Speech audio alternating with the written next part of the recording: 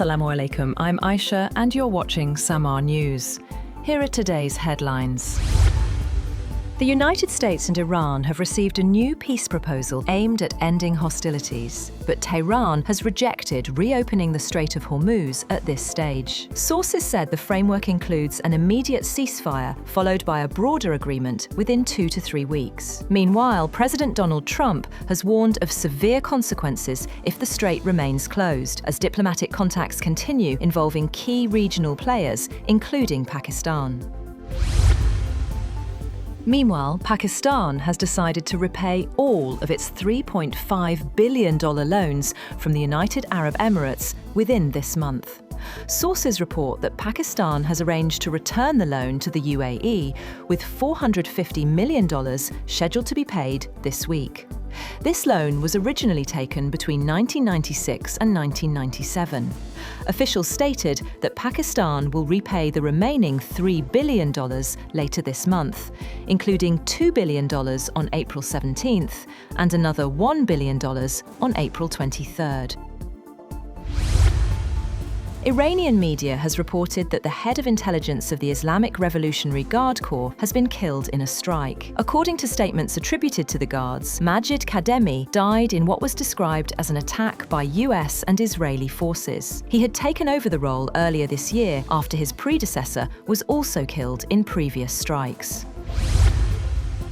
US President Donald Trump says Iran faces a deadline to reopen the Strait of Hormuz or risk major strikes. In an interview, he warned that failure to act by Tuesday evening could lead to attacks on power plants and bridges. Trump later reinforced the message with a social media post referencing the deadline, without additional details.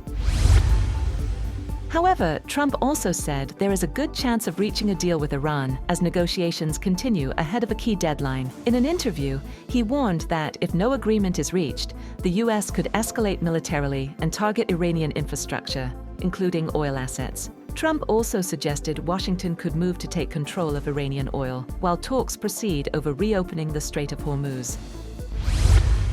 On the other hand, Iran says it will respond in kind to any attacks on its infrastructure, warning of retaliation against US-linked targets. Foreign Ministry spokesman Esmail Baghaei said Tehran's response would mirror any aggression as tensions rise. The warning follows a deadline set President Trump to reopen the Strait of Hormuz. Iran has condemned such threats as violations of international law, signaling a further escalation in the conflict.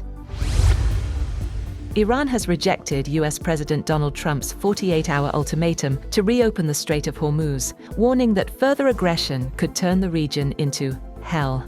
A spokesman for the Revolutionary Guard's Khatam al-Anbiya central headquarters said, "The illusion of defeating the Islamic Republic has already become a quagmire and will now sink into it." Despite the ultimatum, attacks on Iranian nuclear and energy facilities continued, raising concerns over potential radiation risks and regional destabilization. Trump reiterated on social media that Iran must make a deal or open the Hormuz Strait. Likewise, Iran's parliament speaker Mohammad Bakr Kalibaf has warned the region is going to burn, as he accused President Trump of escalating tensions and following Netanyahu's commands. In a social media post, Kalibaf said the only solution was to respect the rights of the Iranian people and end this dangerous game. Meanwhile, Russia has called on the United States to abandon what it described as ultimatum-driven language and move back to negotiations. The statement followed talks between Foreign Minister Sergei Lavrov and Iran's Abbas Araghchi. Moscow hopes efforts to ease tensions in the Iran conflict will succeed. It also warned against actions that could undermine diplomatic efforts as the crisis continues to escalate. Egypt says it has held diplomatic calls with US envoy Steve Witkoff and key regional counterparts to discuss de-escalation proposals. Foreign Minister Badr Abdelati also spoke with Iran's Foreign Minister Abbas Araghchi as part of efforts to reduce tensions. Egypt, along with Turkey and Pakistan, is playing an active role in mediating the crisis and exploring ways to reopen the Strait of Hormuz. Satellite imaging company Planet Labs says it will indefinitely withhold images of Iran and the wider conflict region following a request from the US government. The California-based firm informed customers that the move applies to visuals of the ongoing Middle East conflict. The decision comes as authorities seek tighter control over sensitive imagery during the escalating crisis. Israeli Prime Minister Benjamin Netanyahu says Israel will continue its campaign against what he described as Iran's military infrastructure. Netanyahu claimed Israeli forces have already destroyed a significant portion of Iran's steel production capacity and have now targeted petrochemical facilities. He vowed that operations will continue, expressing confidence in further action in the days ahead. That's all for now. For more updates, visit www.samar.tv. Thank you for watching Samar News.